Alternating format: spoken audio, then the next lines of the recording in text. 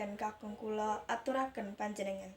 Kejawi saking punika minangka tangsulih katresnanan kula kinanten sesana Redana tuwin umrep sawatis mugi-mugi ketampih kanthi suka renanging pangalih serta sekedhe nambahi rekating pasadereke anggenipun sami mangun bebasan.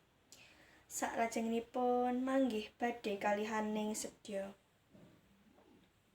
Kula sembangipun bungi pingatan kakung tansah jumrong ing karsa sinarti puji donga. Mugi-mugi Gusti ingkang Maha Agung ngijabahi sedaya tauma punika. Amin.